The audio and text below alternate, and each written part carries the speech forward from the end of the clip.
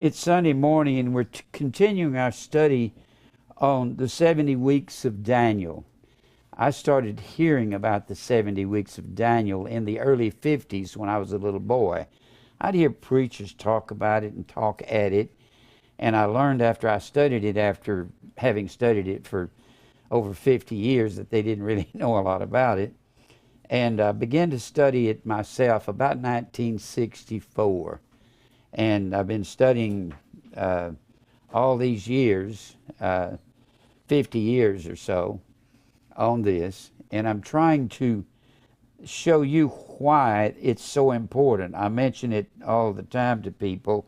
Mentioned some folks the other day. I mentioned it to a preacher's wife, and she wasn't even familiar with it. It is Daniel 9:24 through 27, and it is, according to Mr. I read it before, but Alva McLean's book on the 70 weeks. Now, I've got a lot of books on the 70 weeks, and I only recommend a couple of them, but I don't recommend everything they say. These guys are dispensationalists, and they believe in a millennium and a pre-trib rapture, but it doesn't keep them from being good scholarly men when it comes to chronology, because they are. When you read a book, don't believe everything you read in it.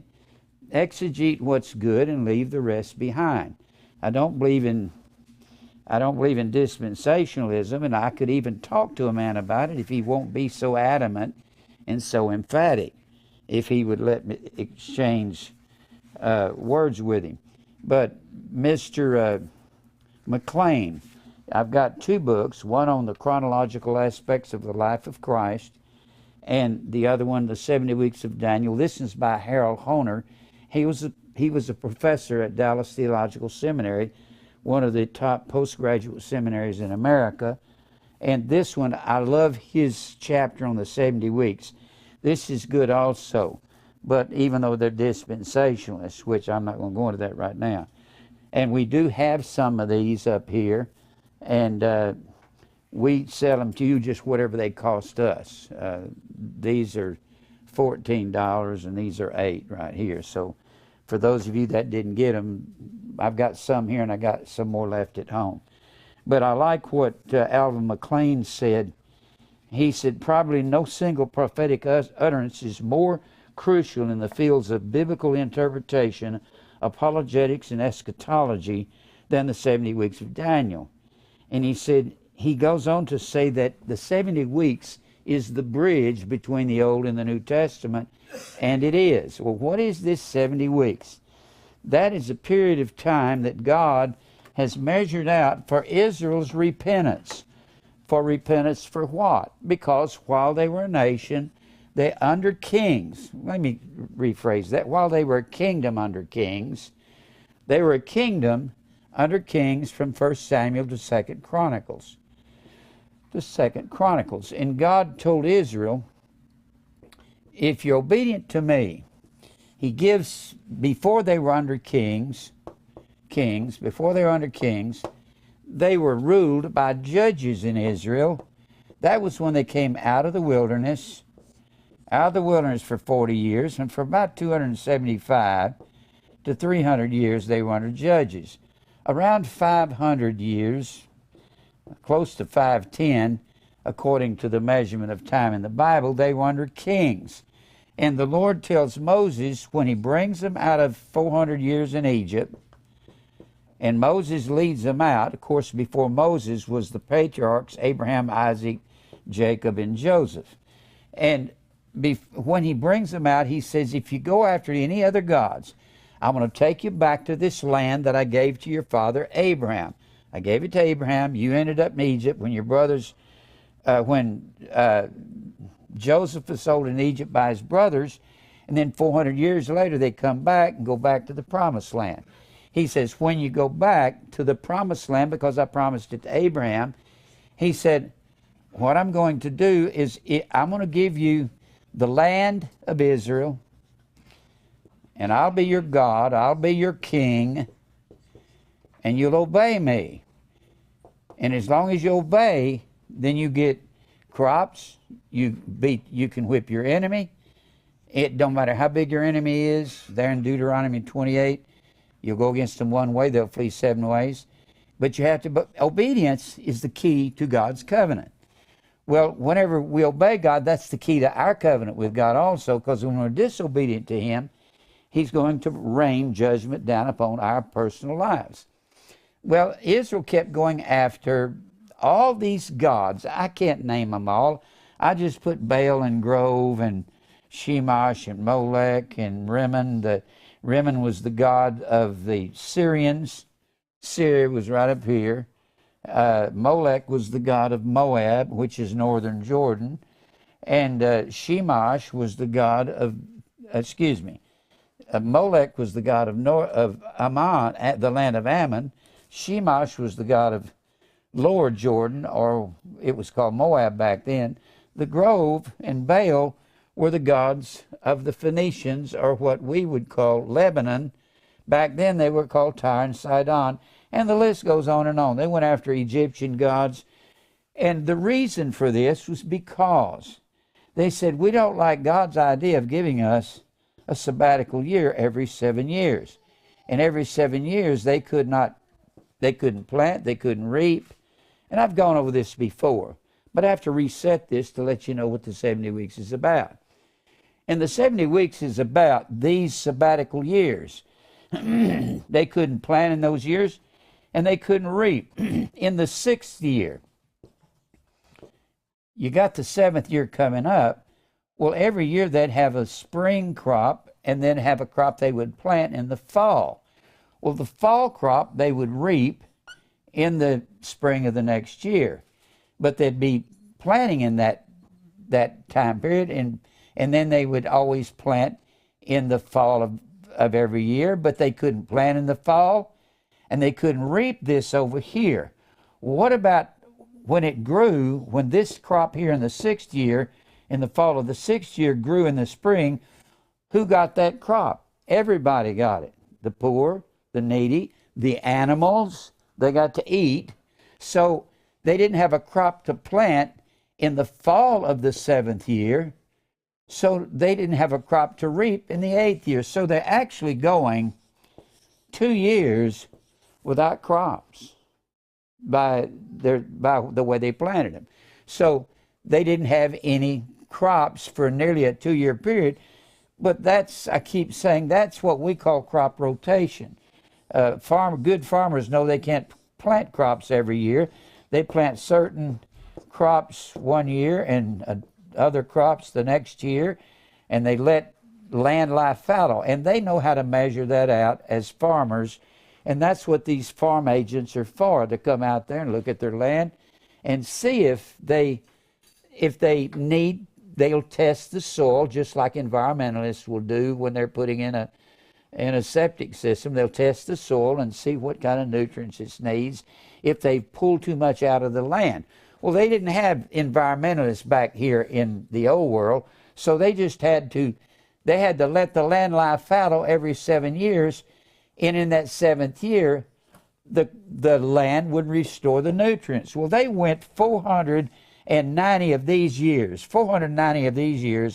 while they were a nation. Now, I don't know when the 490 years was, and nobody else does either. What kings or what judges they were under. They had about an 800-year period.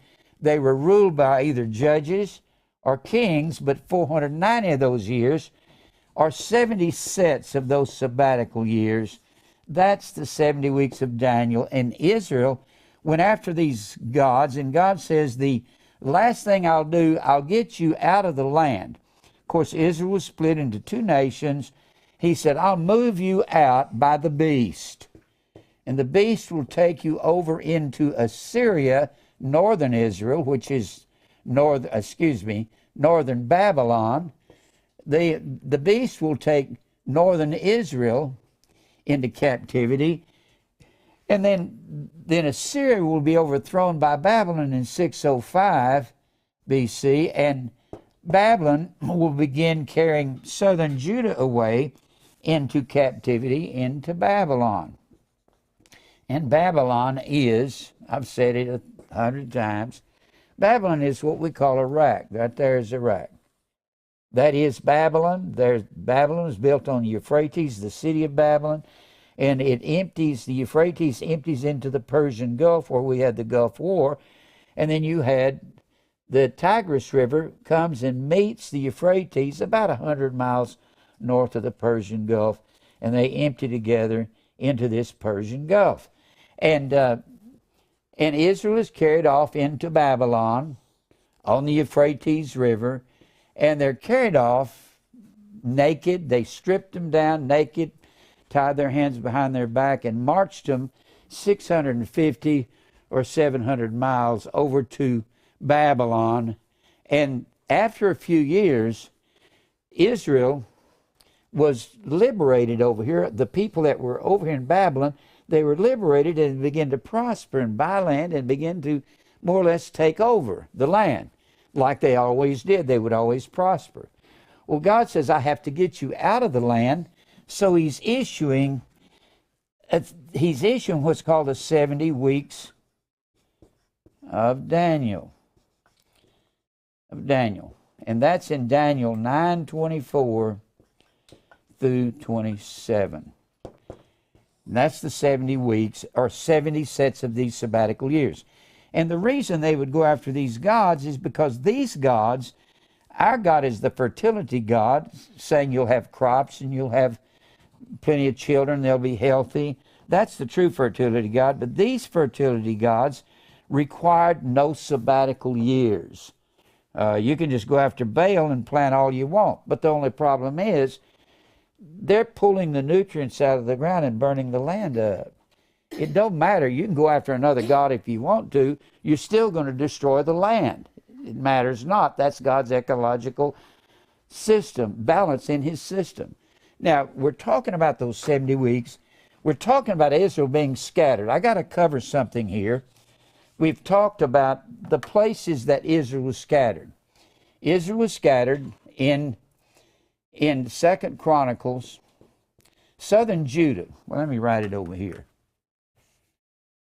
Let me erase some of this. Get a darker pen. All right. Move that from All right. Let me see if I can get a darker one. All right. Now, northern Israel was scattered. Northern Israel. Northern Israel scattered in 2 Kings, the 17th chapter. Now, we went through that, and it tells you how that Israel was scattered because it went after all these other gods. That's northern Israel, the 10 northern tribes, the 10 tribes, which was headed up by Ephraim. Or actually Joseph. Ephraim was the second-born son of Joseph. So it's headed up by the tribe of Joseph through his son Ephraim, who was the head of the northern kingdom. And then southern Judah, which is southern Israel. Southern Judah was headed up by the tribe of Judah, but they named it after Judah, and it had Benjamin in that. So Benjamin and Judah comprise the southern kingdom. And the southern kingdom is shown to be scattered. This is in 586 BC. This is in 722 BC. That's 722 years before Christ is born. 586 years before Christ is born. And we're going to head towards Christ. Now, southern Judah is scattered, and we've already gone through 2 Chronicles, the 36th chapter, and we've gone through the very end of that chapter, which shows us the first decree. Now, the 70 weeks of Daniel have to do with these decrees. It has to do with 4 decrees. And we're studying those decrees, and the decrees are given by Persian kings. And we know that the Persian Mede Empire overthrew Babylon. They carry Israel away in 586. And the Babylonians, that's 586, they carry Israel away, and then BC, and then they're overthrown in 539 by the Persian Mede Empire. Persian Mede. And the Persian Mede Empire is the only empire that gave decrees. The Persian Medes look like some of those kings might be believers. There's one king in Babylon that looks like he's a believer, and that's Nebuchadnezzar, the first one to carry northern Israel away. Excuse me, that wasn't Nebuchadnezzar. Nebuchadnezzar was a Babylonian king, Nebuchadnezzar. But there's these kings that carried northern Israel away. I got a little off base there for a minute. These were people like Shalmaneser. And these were very evil kings. Shalmaneser and Sennacherib. And Tiglath-Pileser. Tiglath, what a name. Pileser. Or sometimes he is called Tilgath. Or Tilgath-Pilneser. Those are the two. If you see those two words in the Bible and reading the history of Israel, they're the same. Tiglath-Pileser or Tilgath-Pilneser. Same man. And then you had Nebuchadnezzar, we believe, possibly was a believer, because he's the one that said all the inhabitants of the earth are reputed as nothing, that he doeth according to his will in the armies of heaven and among the inhabitants of the earth, and none can stay his hand or say to him, what doest thou? That was after he was put on his all fours for 7 times over there in the 4th chapter of Daniel. And we believe possibly that Darius may have been a believer, or Cyrus. Of course, Cyrus and Darius were Persian kings. Cyrus and Darius. Because Cyrus gave the decree, said, the Lord hath instructed me to build him an house in Jerusalem. And Darius, he loved Daniel. Now, I don't see how. And Darius believed that Daniel's God would deliver him from the den of lions after Darius was tricked into putting him in there. He said, your God will deliver you, Daniel. And then Artaxerxes, we'll just call him Art, X-E-R-X-E-S. Artaxerxes he loved Nehemiah. And we're going to go through that. And Nehemiah was a wonderful prophet of God. He was anxious for Nehemiah to come back when he gave the decree to rebuild the city. He said, how long are you going to be gone? This is the decree that's the beginning of the 70 weeks that God's going to measure out to Israel for their repentance. Beginning. Now, I want to go back and give you, and I'll put some of these things on the board each week so we can kind of know where we are. But I want to give you the chapters, the other chapters where you're going to find this. You have to watch all these DVDs to get the whole picture. You have to watch last week's and the week before and so forth. And I started this 70 weeks about 3 or 4 weeks ago, I think. Started to say years. I could teach on it 4 years. Now, the other places you find northern Israel carried away in one place, 2 Kings 17. You find southern Judah, you find the picture of Judah being carried away in 2 Chronicles 36, 2 Kings 25, and in Jeremiah,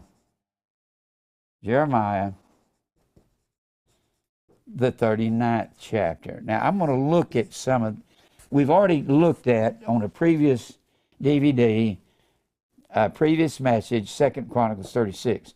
I want us to look at 2 Kings 25 to see this is the same time period, and we talked about in 2 Chronicles 36 that the prophets went to Israel, and Israel laughed at the prophets, made fun of them. They mocked them, the Bible says.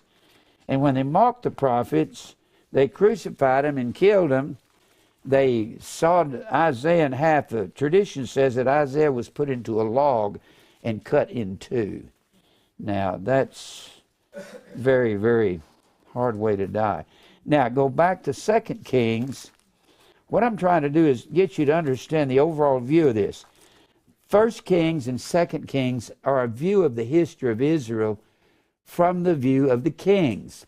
1st and 2nd Chronicles is sister books. The only way I know it, sometimes I express it this way. You've got Matthew, Mark, Luke.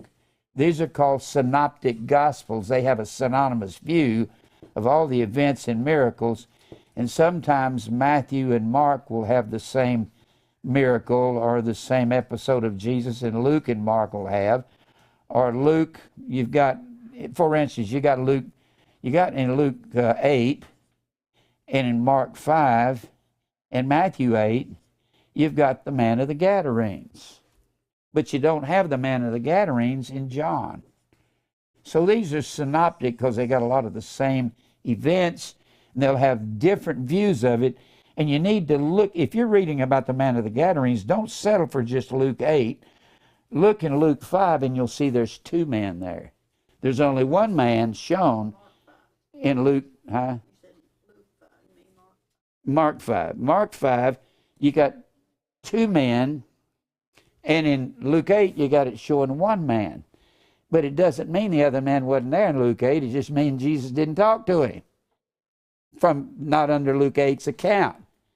He didn't talk to him under Luke's account, but it doesn't even mean he wasn't there. And I got more to say about that. It's like when they would say, "What have we to do with thee?" They may have been talking about me and this other guy that's got the demon in us or got self in us. Now let's look at this 25th chapter. This is where 2 Chronicles 36, 2 Kings 25, Jeremiah 39, Israel, the last of Israel, Judah, goes into captivity for 2,600 years. This is a very devastating happening to Israel.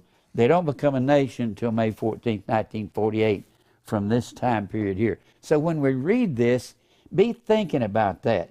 Let's go to 2 Kings, the 25th chapter. This is Israel going into captivity. And notice, he's going to say some of the same things he says in Jeremiah 39,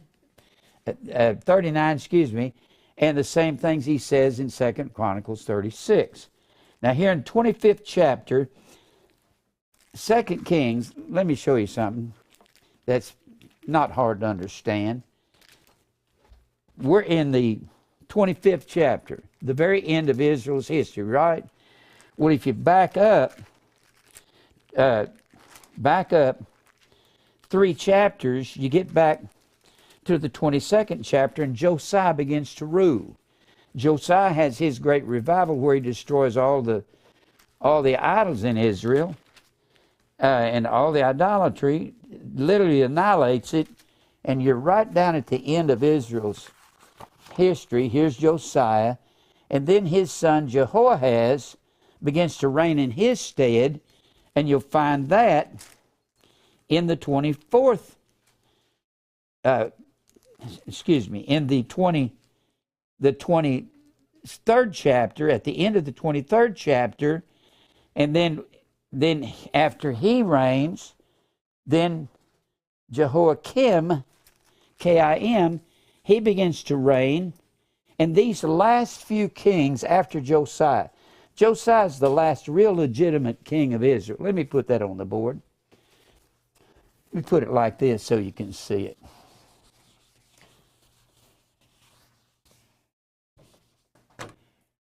Josiah, he's the last true legitimate king of Israel because his son Jehoiachin,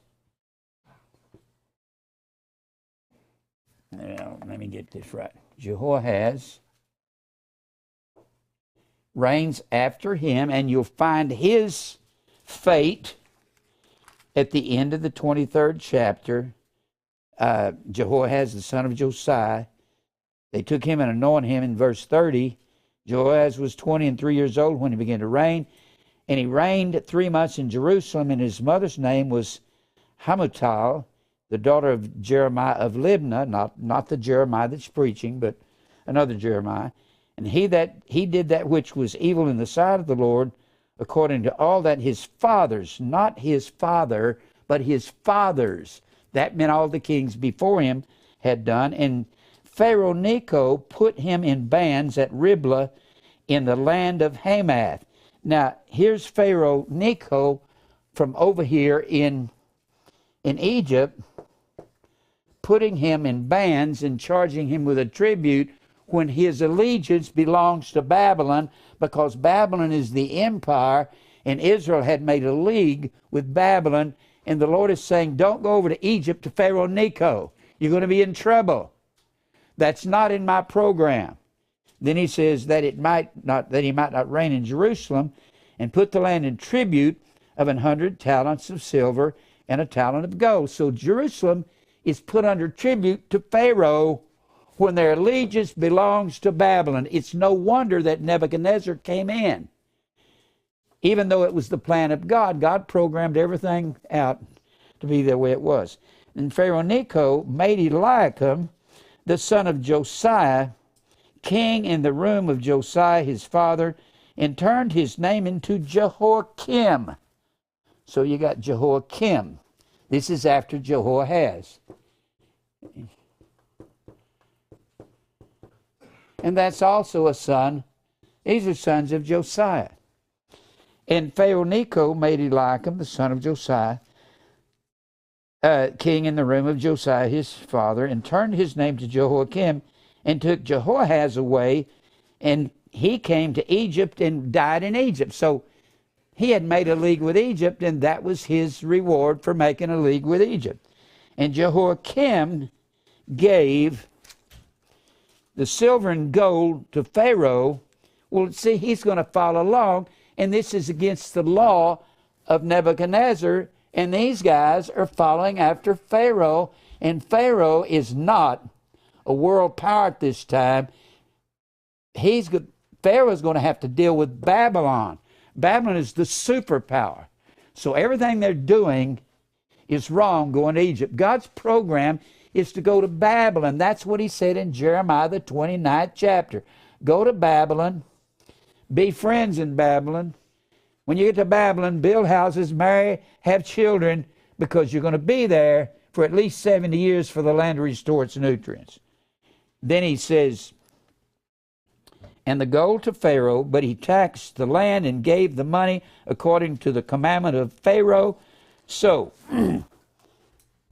what they're making themselves, they're making themselves a vassal or a slave nation to Pharaoh when they're already under the rule of Babylon. So that's why the king of Babylon would come in and carry them away. That would be from his viewpoint. But from God's viewpoint, God orchestrated everything so it'd do it. Spitball. Huh? Spitball. Okay. Mary's got a tongue, I got spitball. This is my amen corner down here. He exacted the silver and gold of the... See, a lot of people's going to read this and not understand. What's the big deal about this? The big deal is they are under the rule of the king of Babylon. So Babylon begins their 3 deportations because of this. In 605, they have their first deportation because of what these guys are doing. They're showing allegiance to Egypt, and Egypt does... That's like showing... This is long after Egypt was a superpower. They're no longer a superpower. They're like a midget.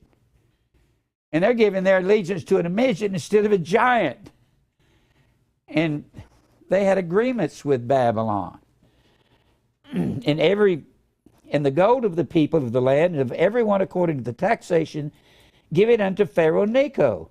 And Jehoiakim was 25 years old when he began to reign. That's Jehoiakim. He's right here with an I-M. Notice his name ends with I-M. because his brother is or his son is Jehoiachin with an N, I-N, and he's going to reign. And he reigned 11 years in Jerusalem. His mother's name was Zebudah, the daughter of Pedaiah of Rumah. And he did that which was evil in the sight of the Lord, and according to all that his fathers had done. And then Jehoiakim became the servant of Nebuchadnezzar 3 years. Then he turned and rebelled against Nebuchadnezzar. So why wouldn't Nebuchadnezzar come in? I've told y'all this before. They rebelled against Nebuchadnezzar and went to Egypt and looking for sustenance and looking for protection from somebody who couldn't protect them, not against Babylon. So he goes on down through here and he shows how that Jehoiachin becomes, we'll look down here in verse 5. Now the rest of the acts of Jehoiakim with an I-M. Now remember, this is also brother to Jehoahaz, and they're both sons of Josiah. And all that he did, are they not written in the book of the Chronicles of the Kings of Judah? And Jehoiakim, K-I-M, died and slept with his fathers, and Jehoiachin, his son, reigned in his stead. So, now Jehoiachin is reigning. I need to show you this.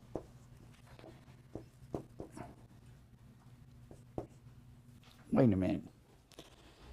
I'm putting a, yeah, that's a K, yeah, K-I-M. I believe it's C-H in the New Testament. So Jehoiachin with an I-N. He's the son of Jehoiachin, Kim with an N, M. And with an N, that's his son. So this is Josiah's grandson. He starts to reign. Now let's keep reading here. And he reigns in his father's stead, and the king of Egypt came not again any more out of his land, for the king of Babylon had taken from the river Egypt unto the river Euphrates. He better not come out and start trying to rule Israel, because Nebuchadnezzar has come from Babylon and taken everything from the great river of Egypt.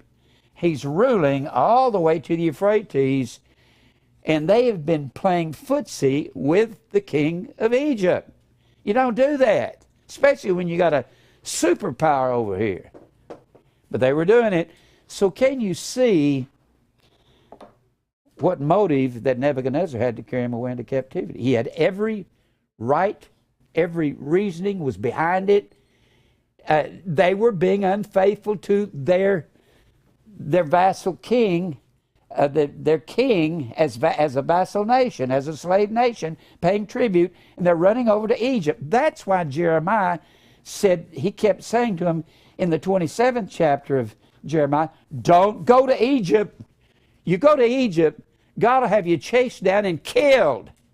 His program is to take Israel over here into Babylon, make them sit there for 70 years, while the land lies fallow and the land enjoys its Sabbaths, so the nutrients can restore, so he can bring them back. But they don't come back. Can you see the story in the picture why Nebuchadnezzar is so furious with him? Let's read some of this. I didn't intend to go into this, but it's very interesting. So, the king of Egypt, verse 7, came not again, for the king of Babylon took over everything all the way over to the great river of Egypt and to the Euphrates and all that pertained to the king of Egypt. And Jehoiachin was 18 years old. Jehoiachin, I'm always pointing to these down here on the bottom of this chart, but I needed to write them on the board so you can see it. So Jehoiachin is reigning. Jehoiachin was 18 years old when he began to reign. And he reigned in Jerusalem 3 months, and his mother's name was Nehushta, the daughter of Elnathan of Jerusalem. And he did that which was evil in the sight of the Lord. Notice all these kings, which are sons and grandsons of Josiah, are doing evil. And Josiah was the last righteous king to rule in Israel. And then and according to all that his father had done. At that time, the servants of Nebuchadnezzar, but notice his father. It doesn't say his fathers. It said his father. It said his fathers when we talked about Jehoiachin, meaning all these evil kings before him, but not Josiah, because Josiah was his father, and he was a righteous king. So he says that Jehoiachin did the wickedness of his father, singular, which was Jehoiakim. Right? You see that? All right. And at that time, the servants of Nebuchadnezzar, the king of Babylon, came up against Jerusalem, and the city was besieged. And Nebuchadnezzar, king of Babylon, came against the city, and his servants did besiege it. Now, this is not the final siege. This is probably 597 BC. So he's coming in with a peaceful, he's coming in with his mighty armies, and they don't dare fight back. So this is the peaceful deportation probably of 597. They had one in 605, and the final one will be in 586. And that's when Nebuchadnezzar will come back again, and he will devastate Jerusalem, plow it under, burn it to the ground, and sow salt through it, the fields, so that nothing will grow there. And that's what's going to happen here. But this is a peaceful deportation here. And Jehoiachin the king, now by the way, before I forget it, a contraction for Jehoiachin is Jechonias. Jehoiachin. Now, a lot of people, and particularly the Worldwide Church of God, Herbert W. Armstrong, and the guy over there in Arkansas, Arnold Murray, they try to say that Zedekiah, who's the last king, they try to say that he took Zedekiah, that they try to say, well, Zedekiah, that Jeremiah was there when Zedekiah's eyes were punched out, and that and his last sons were killed, so Jeremiah took daughters over to England and established the throne of God on the queen's throne. Well, that's not true. The throne was never established through women. Never. The throne was always established through men. That's why you had a problem in the 38th chapter of Genesis when Tamar seduced Judah to keep the seed from dying after he had forbidden her having his surviving son, which was the Jewish custom. So she seduced Judah to keep the seed from dying. The same reason that it would be carried through a man. The same reason that when Athaliah killed all the seed royal of Israel, God retained one of them, Joash, so the seed would not die that comes out of Judah. She killed everybody that could inherit the throne of Judah except one. And that kept it going. This is the whole point of kings being carried on through sons, not through daughters.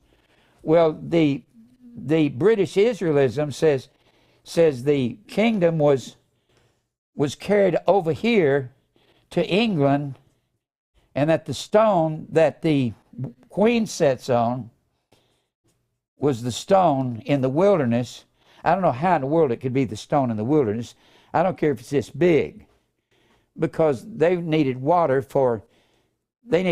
the wilderness for 2.5 to 3 million people. It's going to take something bigger than that. It's going to take a river coming out of one of those rocks, because most of the water is going to go into the desert and be soaked up in the sand, isn't it?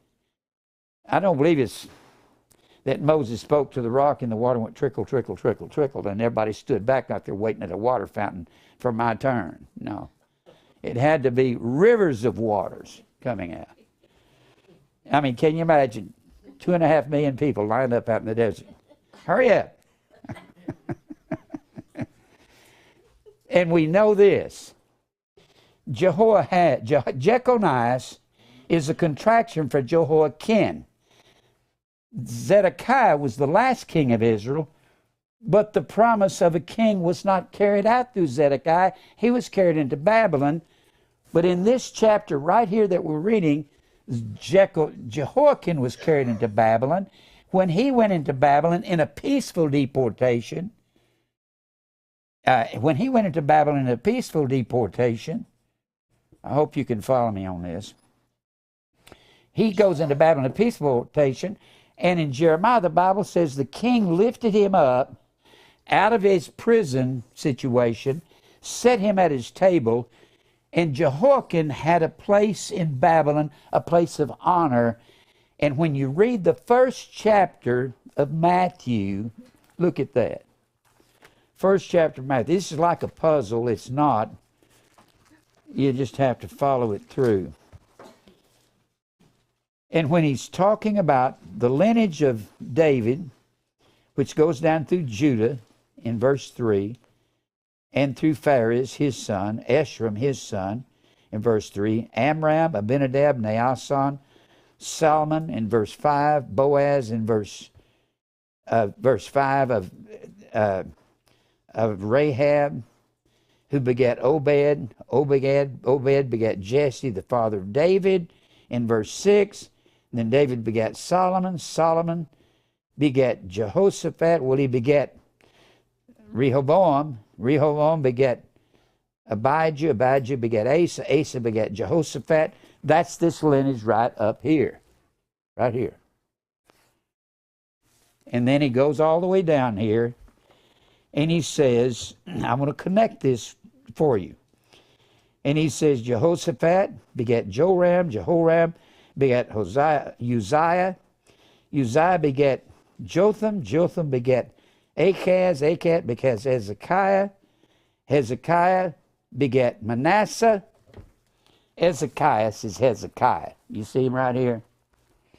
Hezekiah. Ezekias.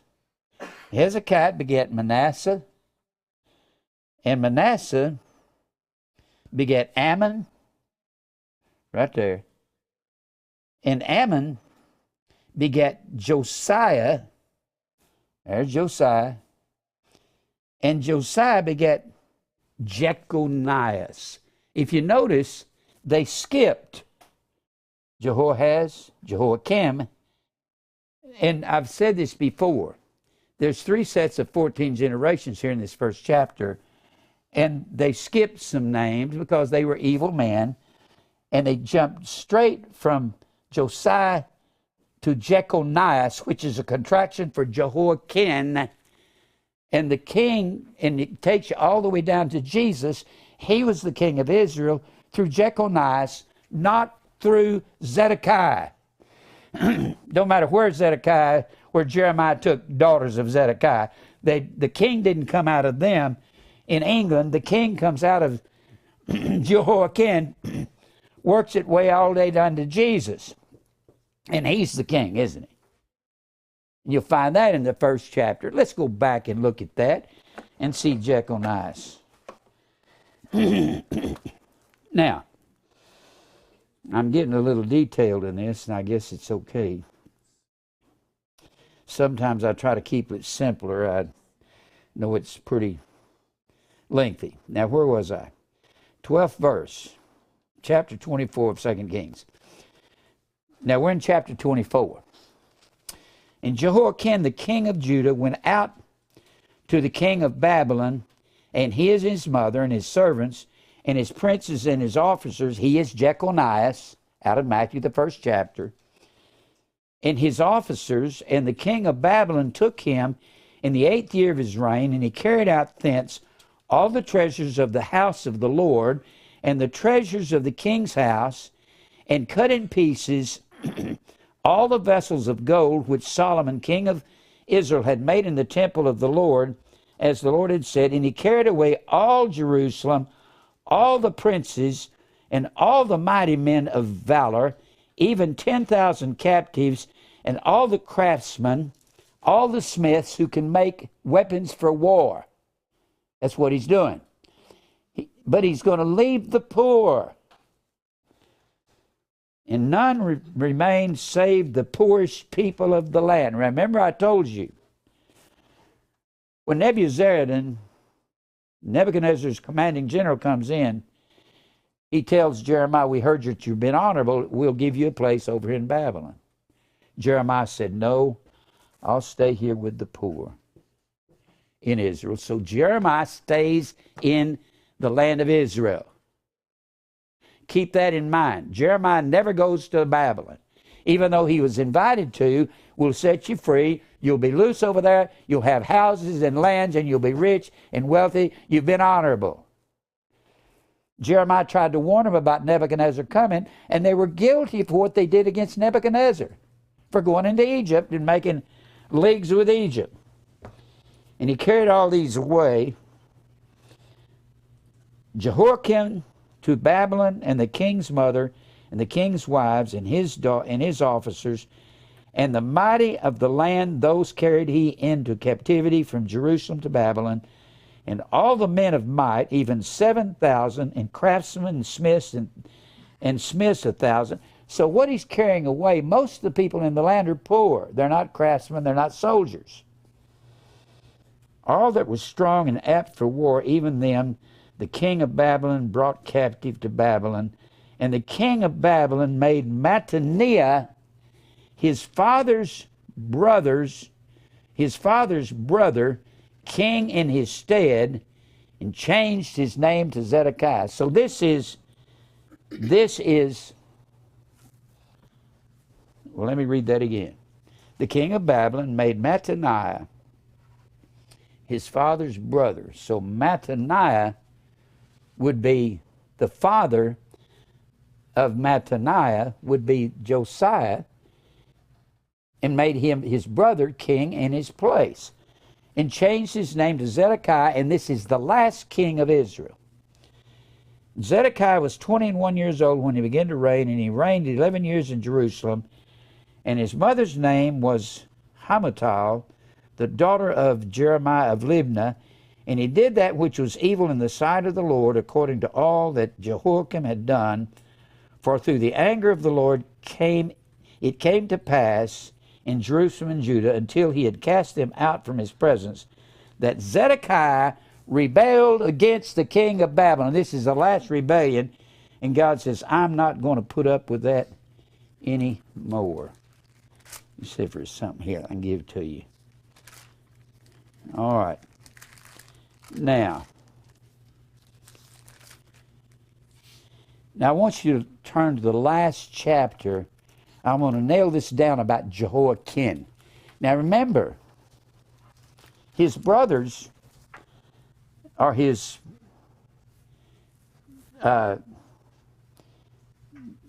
Jehoiakim and Jehoiaz end up in Egypt, right? But Jehoiachin ends up in Babylon. Now look, that's why Jeremiah kept saying, don't go to Egypt, because God's got a program for you to go to Babylon, and after you've been there 70 years, he's not taking you over there to destroy you. He's taking you over there so he can bring you back, and after the land enjoys its Sabbaths and it can grow crops again after you've destroyed it. God says, I'm not going to break my covenant. You may break it with me, but I won't break it with you. And look over here in the last chapter of Jeremiah. Last chapter.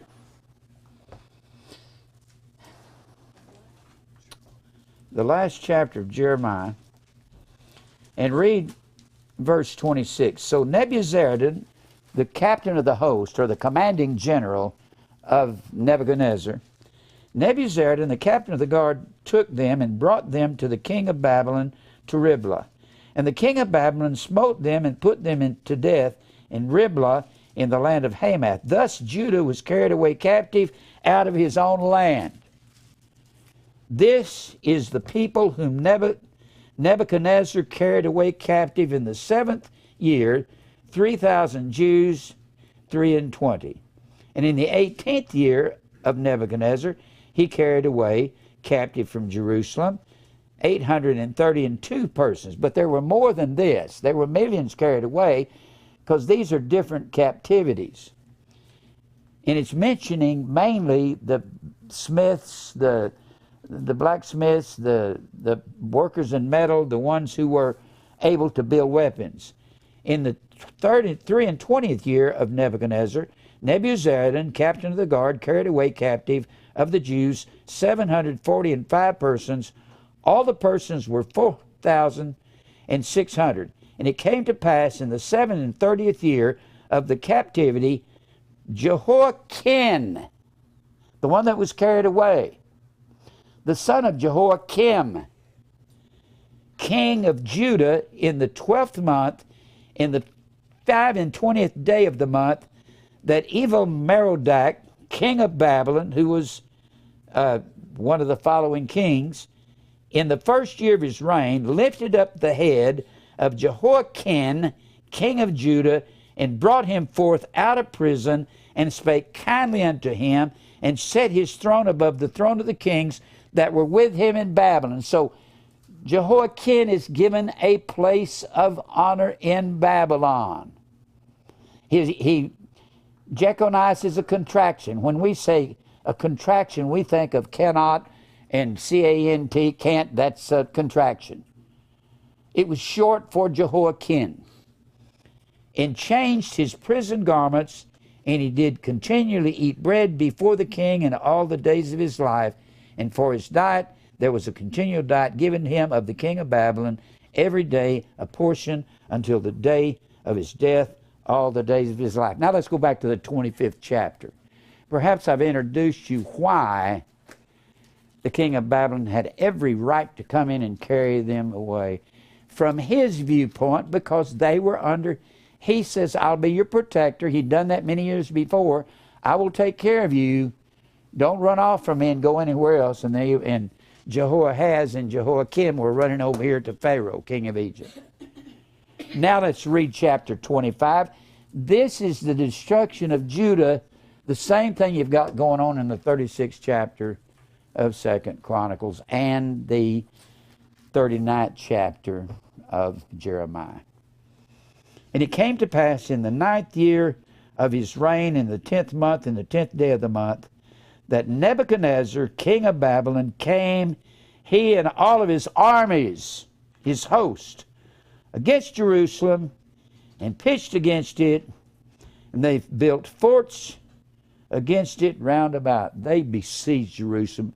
Can you imagine little sleepy Jerusalem surrounded by the greatest army of the world, and they're looking out every day going, oh goodness, look at those soldiers and those spears and those weapons, and look at those catapults, and oh me, are we in for it? And the city was besieged unto the 11th year of King Zedekiah. And they start making a siege against it. And when they would do this, they would prolong the siege so that if an army was setting against you, this would be a sword. The sword was when they would make a siege against the city, and they would block every road going into the city, so you could get no supplies, no food. And after months, particularly after a month, and the people are starving, when they run out of food and they're starving, God says, I'll cause you to eat your children, in the 19th chapter of Jeremiah. And they eat their own babies. You'll find that over in the 6th chapter of 2 Kings, where the two women go to the king and they say, we ate my baby yesterday. Of course, the babies die because of lack of nutrition. And one said, we ate my baby yesterday, and she won't give us her baby to eat today.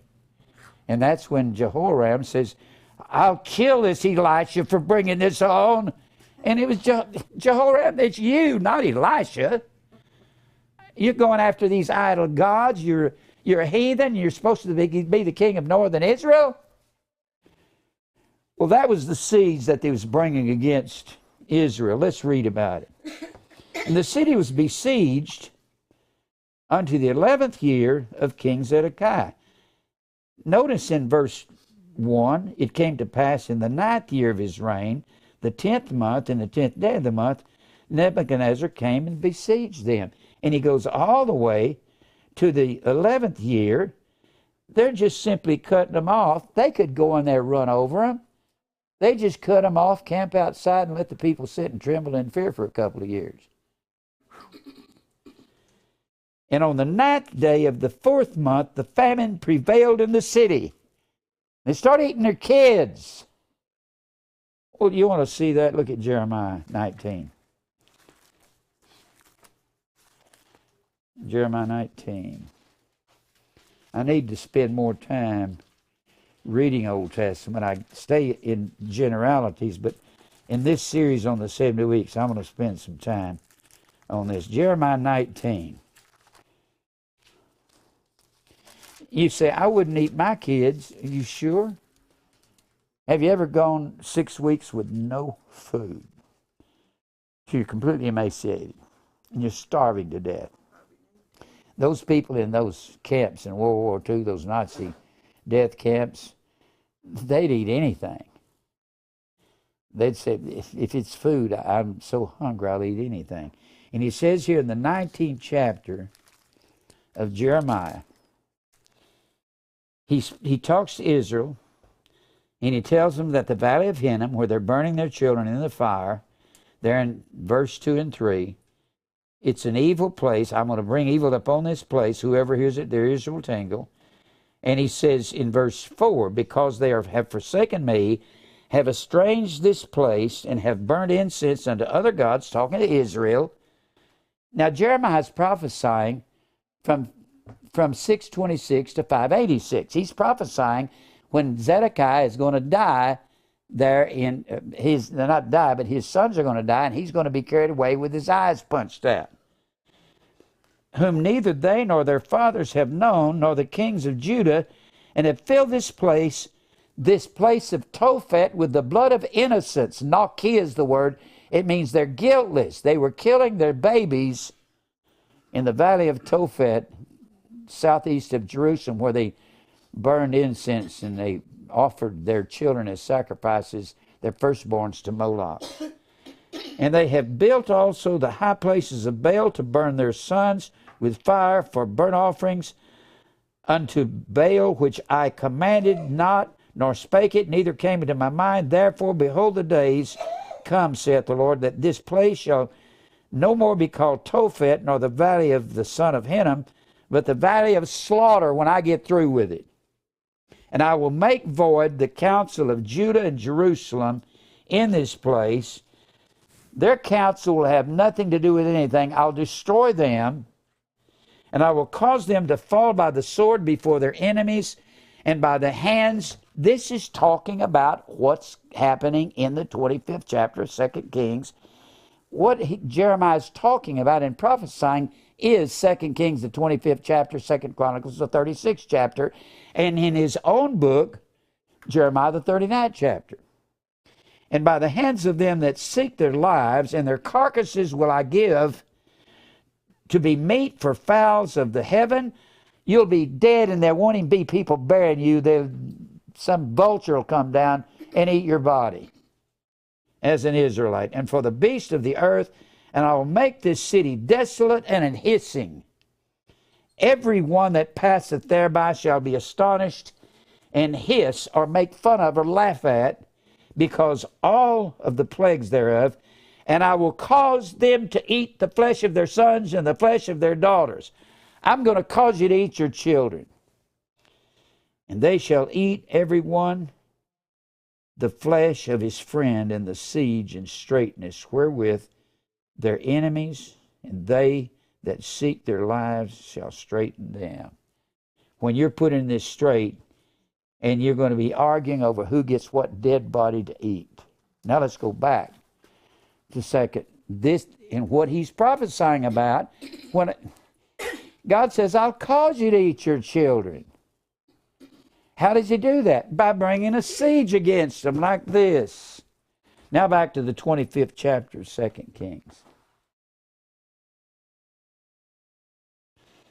Now, so he's talking about a siege, the famine prevailing in the city in verse 3, and there was no bread for the people of the land, and the city was broken up, and all the men of war fled by the night by the way of the gate between two walls, which is by the king's garden.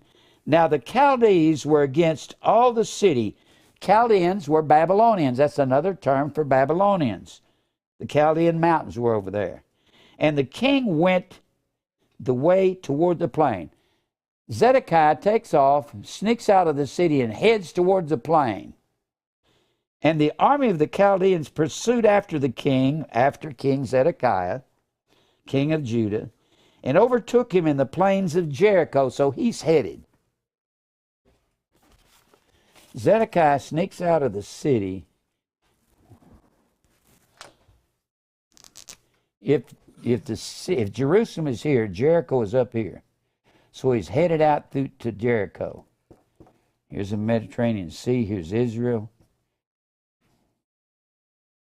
And he's headed, and he's trying to get away from the Babylonian soldiers. So he heads towards Jericho.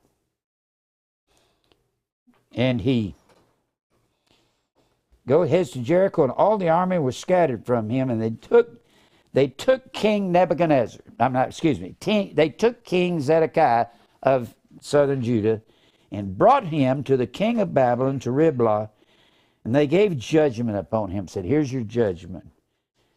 And they slew the sons of Zedekiah before his very eyes. Said, take a last look at these boys, Zedekiah. This is the last you're going to see them. And they stood them right in front of him, slashed their heads off or ran them through with a sword or something. And Zedekiah watched his sons die right in front of him. And then, that's not the worst of it. They put out the eyes of Zedekiah and bound him in fetters of brass and carried him about 650 miles away and made him walk all the way to Babylon. But the kingship didn't come through Zedekiah. It came through Jechonias, didn't it? Or Jehoiachin.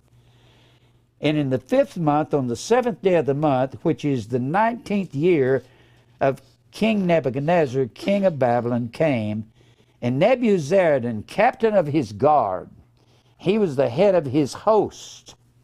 Nebuzaradan, a servant of the king of Babylon, unto Jerusalem. And Nebuzaradan heads out through Jerusalem, wreaking terror on the place. And he burnt the house of the Lord. He burnt the temple, pulled the stones down. And the king's house. The king had a castle, a palace of his own. And all the houses of Jerusalem, and every great man's house burnt he with fire. Every great man. He said, we'll get rid of all of the leaders in Jerusalem, all the Pharisees. Everybody's coming down.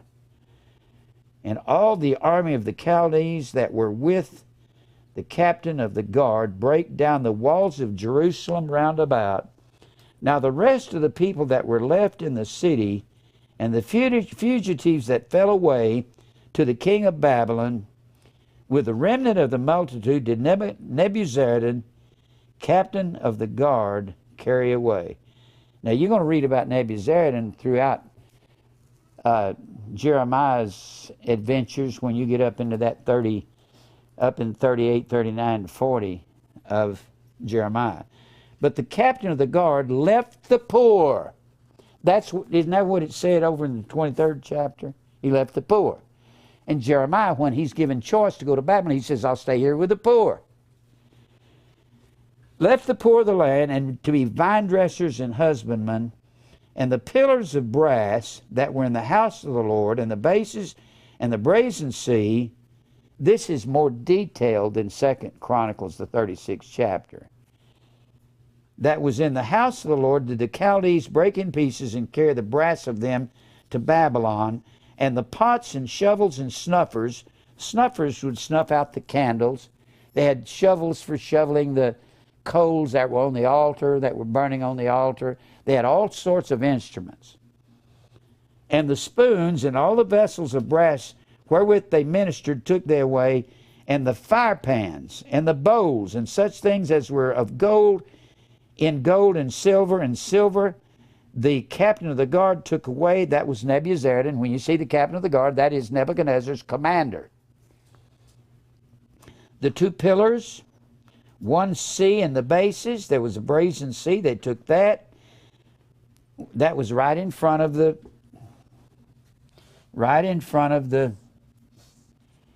temple. There was a brazen sea right here, right in front of the porch. And they carried that away. And the two pillars, one sea, the bases which Solomon had made for the house of the Lord, the brass of these vessels was without weight. The height of one pillar was 18 cubits. The chapiter upon it was brass. The height of the chapiter 3 cubits, and the wreath and work in pomegranates upon the chapiter round about, all of the brass. All of these things they're carrying away. Now, and well, let me go ahead and read. And the captain of the guard took Sarai, the chief priest, and Zephaniah, the second priest, and 3 keepers of the door, and out of the city he took an officer that was set over the men of war, and 5 men of them that were in the king's presence, which were found in the city, and the principal scribe of the host, which mustered the people of the land, and 60 men of the people of the land that were found in the city. And Nebuzaradan, captain of the guard, took these and brought them to the king of Babylon, to Riblah. And the king of Babylon smote them and slew them at Riblah in the land of Hamath. So Judah was carried away out of their land. They're gone. Now, how much time do I have, Mike? 27. Let me go over here and show you that Jeremiah warns the people, don't go to Israel, go to Babylon. He said that in the 29th chapter of Jeremiah. Don't go to Egypt, go to Babylon. Egypt is the wrong place. There's not going to be 70 years in Egypt. You go over there and you'll be slaves from now on. I got 70 years over here. I'm going to move upon these 3 kings to give these decrees. Cyrus will give the first decree in Ezra, the 1st chapter. Darius will give the 2nd decree in Ezra, the 6th chapter. Artaxerxes will give the 3rd decree. That'll be to bring supplies and priests back. And Ezra is over here in Babylon, and he's going to go over here to Israel, and he's going to meet, and him and Nehemiah are going to become friends over here. And well, I was giving you something. I forgot what I was giving you. Let's go over to Jeremiah, the 27th chapter. Now remember, Jeremiah is prophesying from around 626 BC to 586. That's when they're carried away. He prophesies and preaches to them for 40 years, that's 40 years, and tells them that judgment's going to come from Nebuchadnezzar, and they're going to be carried away because they kept going after Baal in the grove and Shemash and Molech, and they never kept their sabbatical years, and God's going to give them 70 years in Babylon for the 70 sets of sabbatical years. They got 70 sets, and the 7 years in a sabbatical week, these are weeks of years, and I'm going to go why that is. So he's going to give them 70 years over here, and if they don't repent, he's going to measure out 70 times 7, and that's the 70 weeks of Daniel. And he's saying, I have a program of 70 years in Babylon. I have no program for Egypt. You go over there, I'm just going to have you killed. Don't run for your life. Now let's go to the 27th chapter of Jeremiah. And remember, Jeremiah's walking through the streets of Jerusalem. In the 1st chapter of Jeremiah, the Lord says, don't be afraid of the faces of the men. Go to the gates of the city. Go to the gates of the temple. Preach to everybody and say, judgment's coming. Nebuchadnezzar's coming. And the Lord tells Jeremiah, do not pray for this people. I'm not delivering them. You are a preacher of judgment. I believe that's what I am. I don't believe you can preach the message I preach and get a large crowd. But you know something? God had to convince me to preach this. I didn't want to preach it. I wanted to go out and win everybody as friends and be a real friendly guy. When I was traveling as a young preacher, at 25, 26, 27, 28, 29, 30, 31, all over America. I wanted to get along with all these Baptist preachers, and I kept thinking, if I can only get along with them, become real good friends with them, then they'll let me preach predestination in their church. It don't work that way. You know, see, I'll be real friendly to my mother and my brothers and sisters, and then after a while, and I won't say nothing to them about predestination and Christmas till I gain their confidence. Well, you don't ever gain that confidence. If they have ears to hear, they'll hear, and if they don't, they won't. Isn't that true?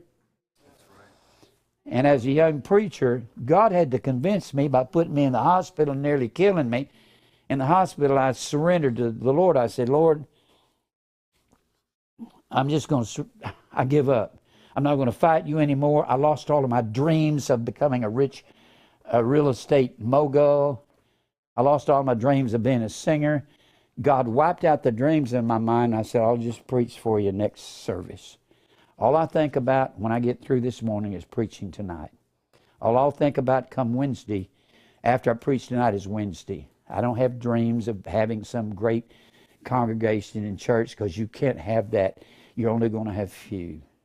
Now, where was I? 27th chapter of Jeremiah. And I'm going to read this because this is a very interesting chapter. He's warning them, put the yoke of the king of Babylon on. He says the same words in the 29th chapter. Not the same words, but the same message. In the beginning of the reign of Jehoiachin, son of Josiah, remember he's the son of he's the brother of Jehoahaz. Jehoiakim is son of Josiah. Jehoahaz is son of Josiah. So in the beginning of Jehoiakim, son of Josiah, king of Judah, came this word unto Jeremiah from the Lord, saying. Now here's Jeremiah preaching to these men. Thus saith the Lord to me, make thee bonds and yokes, and put them upon thy neck, Jeremiah. What's he talking about? The yoke of a kingdom was the laws of a kingdom. Take my yoke upon you and learn of me, for I'm meek and lowly in heart. My yoke is easy and my burden is light. A yoke of a kingdom, you can look that up in nearly any of these books. A yoke of the kingdom was the laws of a kingdom. He is, what's he doing here? Putting a yoke upon his neck. Somebody needs to tell me. Be in submission. No, he's acting out a contract, what Israel is going to have to do going to Babylon, and he's going to parade through the streets and say, put the yoke of the king of Babylon upon your neck, because you're going to be there 70 years, marry children. He says that in the 29th chapter. He says, marry, have kids, plant gardens. You got 70 years to live there at least. That's a long time. And send them to the king of Edom, and to the king of Moab, and to the king of the Ammonites, and to the king of Tyrus, and to the king of Zidon, because Babylon is controlling these nations. Babylon is a world system.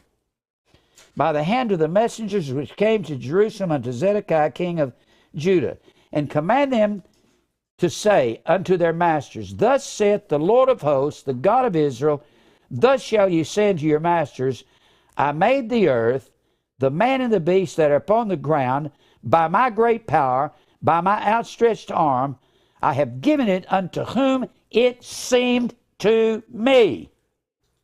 Well, I think that's the same thing he said over there in Daniel, when he said God gives his kingdoms to the whomsoever he will, and he sets up over at the basis of men. He sets the kingdoms of the earth to whoever. We'll look at that in Daniel. Daniel 4. God is saying, if a man is a king, I made him king. If he's a preacher, I made him a preacher. If he's a pastor, I made him a pastor. If he's head of a government, I made him the head. If he's a president, if he's the head of a company, I'm the one that sets everyone in authority. And he says here in Daniel 4,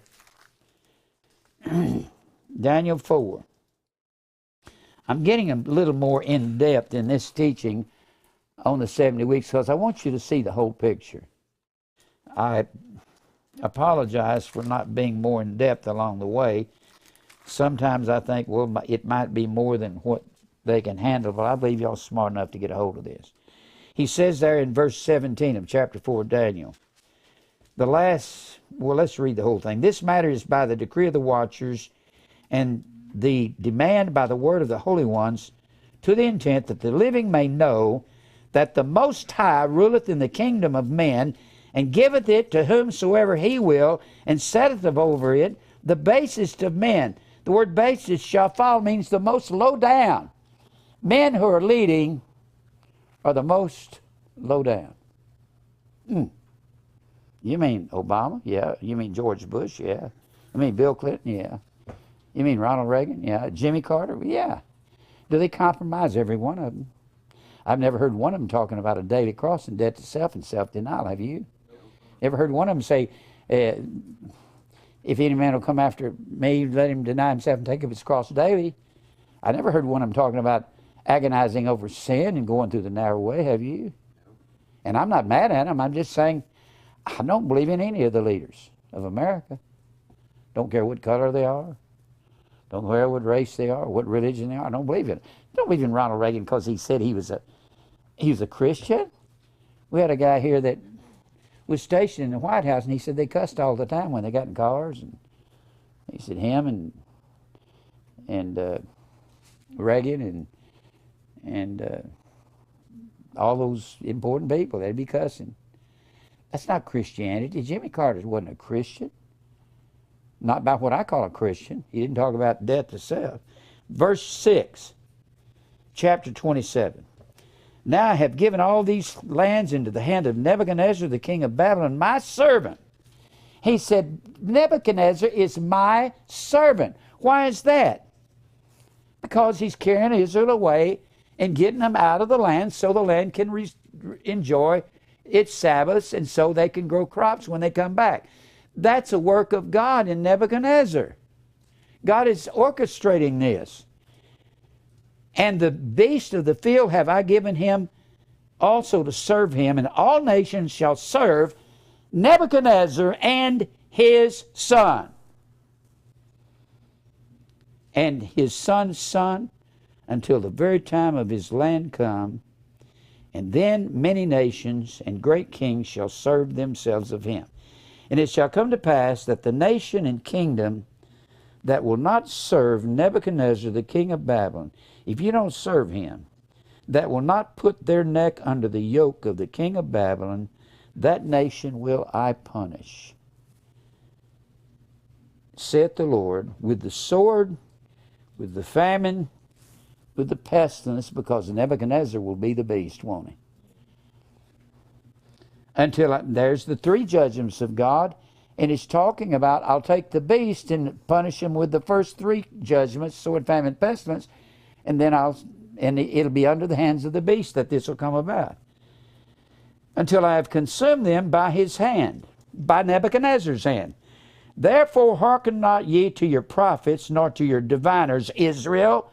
Don't listen to these prophets walking around in the streets like Hananiah saying, Nebuchadnezzar's going to come, but you're only going to be gone for 2 years. What a liar. Or you had another prophet came in Jeremiah the 43rd chapter, and he said the same thing. Therefore hearken not ye to your prophets, nor to your diviners, nor your dreamers, nor to your enchanters, nor to your sorcerers. He's talking to Israel. Which speak unto you, saying, Ye shall not serve the king of Babylon. Jeremiah is saying, don't you listen to them. For they prophesy a lie unto you, to remove you far from your land, that I should drive you out, and ye should perish. But the nations that bring their neck under the yoke of the king of Babylon, and serve him, those will I let remain still in their own land, saith the Lord, and they shall till it and dwell therein. That was the poor that were going to get to stay there because they were willing to bow. But the soldiers and the workers of metal and these artificers of made all of these weapons he carried away. I speak also to Zedekiah, king of Judah, according to all these words, saying, bring your necks under the yoke of the king of Babylon. Put this yoke on, Zedekiah, last king, and serve him and his people and live. The only way you're going to live, you have to bow to the king of Babylon. He's my servant. I want you over here in Babylon, so the land can enjoy its Sabbath. So after 70 years, I can bring you back and the land will grow crops again. But it can't with you just burning it up, crops every year. Why will you die, thou and thy people, by the sword and by the famine and by the pestilence? How many times have I said the first three judgments of God were the sword, the famine, and the pestilence? And we read that over and over. As the Lord has spoken against the nation that will not serve the king of Babylon, therefore hearken not unto the words of the prophets that speak unto you, saying, you'll not go and serve the king of Babylon, for they prophesy a lie unto you. They're going to call the preachers of God liars, which I've been called. For I have not sent them. Your own prophets, your own priests that are there in Israel, and they're of one of the 12 tribes, I didn't send them. I sent you, Jeremiah, for I have not sent them, saith the Lord, yet they prophesied a lie in my name. Jeremiah says that over and over. He says it all through the 23rd chapter. That I might drive you out, that you might perish, ye and the prophets that prophesy unto you. Also I speak to the priests and to all the people, saying, thus saith the Lord, hearken not unto the words of your prophets that prophesy unto you, saying, behold, the vessels of the Lord's house shall now shortly be brought again from Babylon. Don't you believe that? They're going to be brought back at the end of the 70 years. For they prophesy a lie unto you. Hearken not unto them, serve the king of Babylon, live. Wherefore should this city be laid waste? But if they be prophets, and if the word of the Lord be with them, let them now make intercession to the Lord of hosts. If these guys are prophets that say they're not going to suffer at the hands of the king of Babylon, let them start praying to God, make intercession. That the vessels which are left in the house of the Lord and in the house of the king of Judah and at Babylon go not out to Babylon. See if they can stop this from happening. Tell them to make intercession to God and say, Lord, don't let these vessels go out. All of the vessels of the house of the Lord, the Ark of the Covenant, all the priests and everything, Lord, don't let it go. Ask these prophets to prophesy that, because God's got it set. For thus saith the Lord of hosts concerning the pillars, concerning the sea, and concerning the bases, concerning the residue of the vessels that remain in this city, which Nebuchadnezzar, king of Babylon, took not when he carried away captive Jechoniah, the son of Jehoiakim. There's Jechoniah, and Jechoniah was Jehoiachin, wasn't he? Jehoiachin, and the kingship goes down through him, not Zedekiah. I don't know how British Israelism came up with Zedekiah Zedekiah's daughters getting the kingship and moving it to England.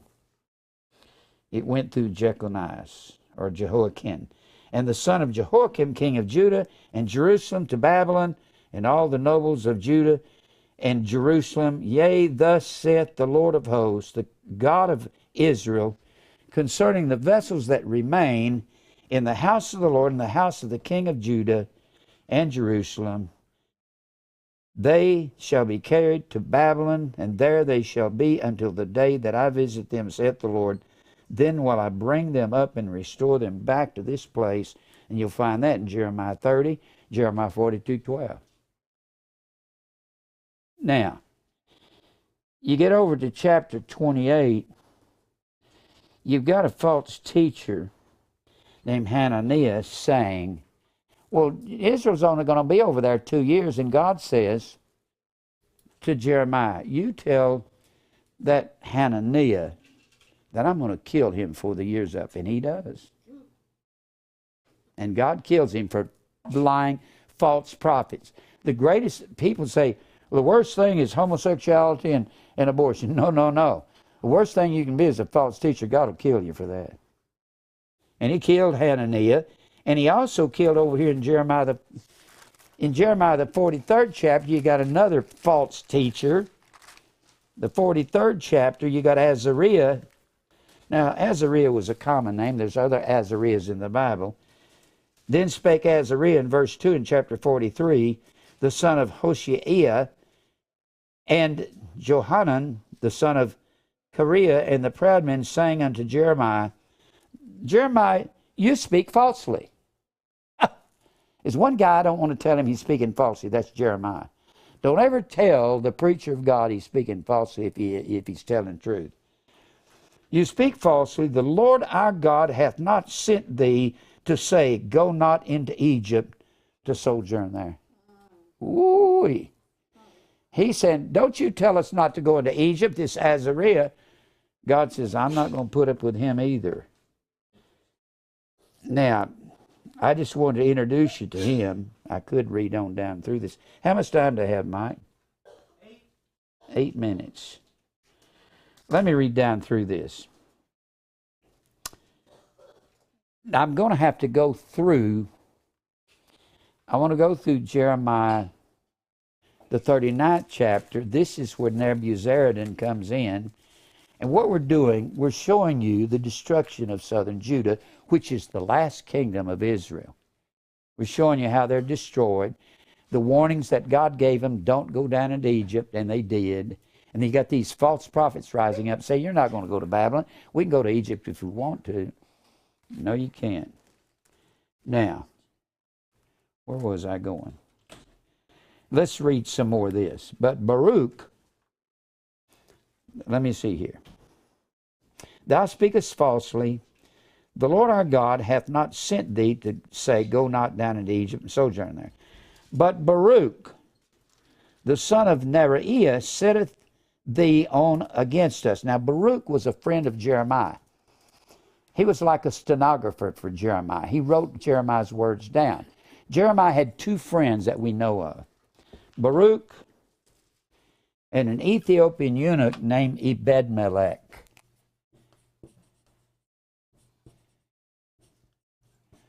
Ebed-Melech was always rescuing Jeremiah. He was willing to go to bat for him, and so was Baruch. So Baruch is correcting him. Baruch, the son of Neriah, setteth thee on against us for to deliver us into the hand of the Chaldeans, that they may put us to death and carry us away captive into Babylon. So they're telling lies about Baruch, saying he just wants them to carry us away. Baruch is Jeremiah's friend. He wants them to carry us away so they can kill us. Well, they didn't have to have Baruch, or didn't have to have anybody to set them up for Nebuchadnezzar. They're like sitting ducks. Nebuchadnezzar comes over there with this humongous army. They don't need, God doesn't need Baruch to set them up. So Johanan, the son of Kareah, and the captains of the forces and all the people obeyed not the voice of the Lord to dwell in the land of Judah. And Johanan, the son of Kareah, and all the captains of the forces took all the remnant of Judah that were returned from all the nations whither they had been driven to dwell in the land of Judah, even men, women, and children, and kings' daughters, and every person that Nebuzaradan, the captain of the guard, had left with Gedaliah. Now Gedaliah was the son of Ahikam, and he was put in charge and made governor by Nebuchadnezzar. He was an Israelite, and he was made governor. See, Nebuchadnezzar needs a peaceful man to be governor over here, because he's coming over here to conquer him, then he's going to go back home. So Gedaliah is going to be the governor, but he doesn't last very long. There's too much jealousy, and they rise up and kill Gedaliah at a point. The son of Ahikam, the son of Shaphan, and Jeremiah the prophet, and Baruch, the son of Neriah. So they came into the land of Egypt, but they obeyed not the voice of the Lord. Thus came they even to Tahpanhes. Then came the word of the Lord unto Jeremiah in Tahpanhes, saying, take great stones in thine hand, and hide them in the clay, in the brick kiln which is at the entry of Pharaoh's house in Tahpanhes, in the sight of the king of Judah, and say unto them, thus saith the Lord of hosts, the God of Israel, behold, I will send and take Nebuchadnezzar, the king of Babylon, my servant. Notice he keeps calling him my servant. And will set his throne upon the stones that I have hid, and he shall spread his royal pavilion over them. And when he cometh, he shall smite the land of Egypt, and deliver such as are of death to death, and such as are for the captivity to captivity, and such as for the sword to the sword. And I will kindle a fire in the house of the gods of Egypt, and he shall burn them and carry them away captive. And he shall array himself with the land of Egypt as a shepherd putteth on his garment, and he shall go forth from thence into peace. And he will break also the images of Beth-Shemesh, or the house of Shemesh, or the house of Sun, that is, the land in the land of Egypt, and the houses of the gods of the Egyptians shall be burned with fire. So don't go to Egypt. If you do, you're in trouble. God has a program for Israel. We said it out of the 89th Psalm the last 2 weeks. God says, though you break my covenant, I will not break my covenant with you. I promised you you'd be my people. I'm going to pick you up out of the land. I'm going to use Nebuchadnezzar as a servant of mine to pick you up and put you over here in prison in Babylon. Israel had no prison sentences. When God wanted him in prison, he'd cause their enemies to come up and put them over in jail over in Babylon, or wherever he wanted them put in bonds. That was their jail. Now, I don't have any time to go into it, but I want to go into, if you back up to the 39th chapter, you're going to see I'll just give you a rundown real quick. In the 38th chapter, the princes of Israel come to Zedekiah, and I'll just read this verse 4 of chapter 38. Therefore the princes said unto the king, we beseech thee, King Zedekiah, let us put this man Jeremiah to death. For thus he wiggleth the hands of the men of war. He's running through the streets telling us Nebuchadnezzar's going to come, and we don't like that. He's making us all disheartened, and we get weary and weak, and we feel like we're losing. We are. Wicked are the hands of the men of war that remain in the city, and the hands of all the people, in speaking such words unto them. For this man seeketh not the welfare of this people, but the hurt. And the princes are saying Jeremiah wants to hurt the people, and Jeremiah is trying to rescue the people. You'd think they'd get it, and then they hear the rumblings. They hear the rumblings of Nebuchadnezzar coming in chapter 39. Chapter 39 and 40 is going to be a repeat in more detail of chapter 36 of 2nd Chronicles and chapter 25 of 2nd Kings. And when you get into, I'm going to come back. Am I out of time? I'm going to come back next week, and I want us to cover this 39th and 40th chapter. This gets into the chapters where Nebuchadnezzar is offered his freedom in Babylon. And this is where he refuses to go to Babylon. He says, I will stay here with the poor. I hope I've shown you this morning, the poor stay over here in Israel. Jeremiah stays with them. Jeremiah never goes to Babylon.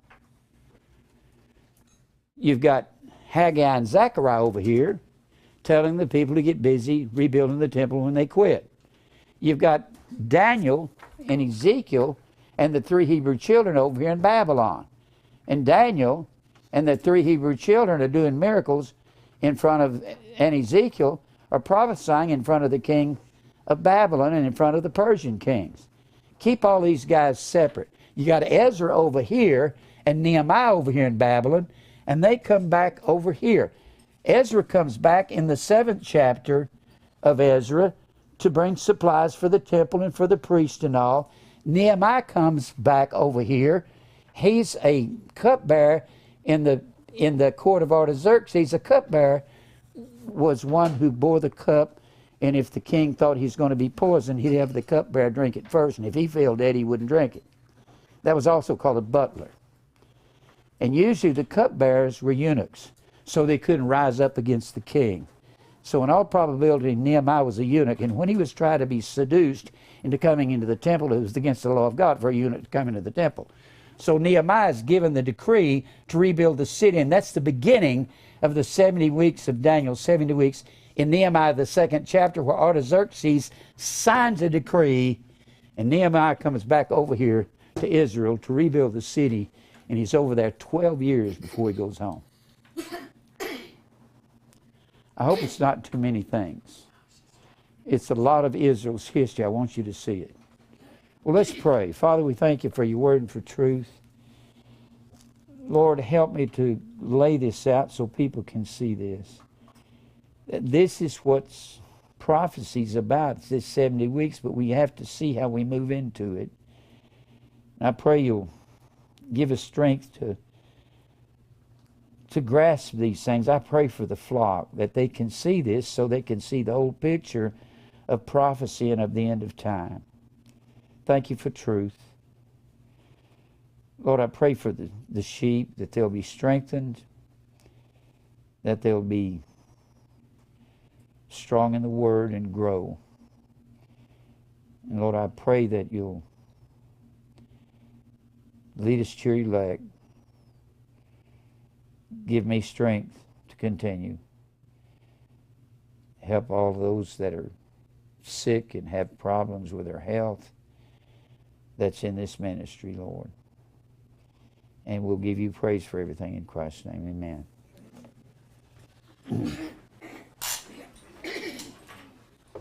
I hope you can begin to see the ending of the nation.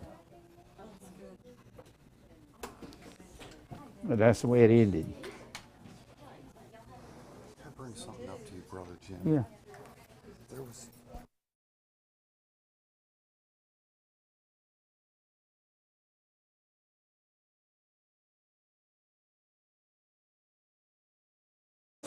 England sit in his chair, Santa Claus out there. Yep, she's probably still doing that. He's doing something.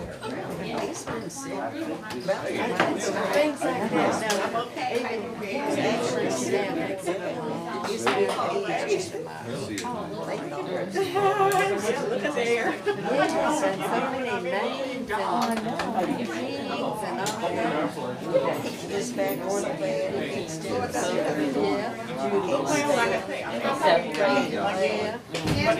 a time they will take him away. I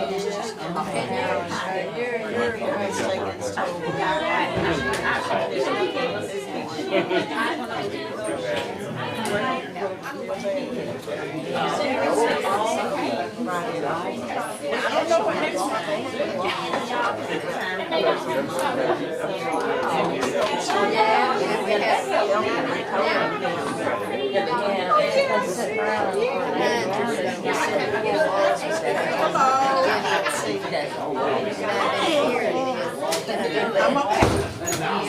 I told Pastor Jim, I'm in between jobs,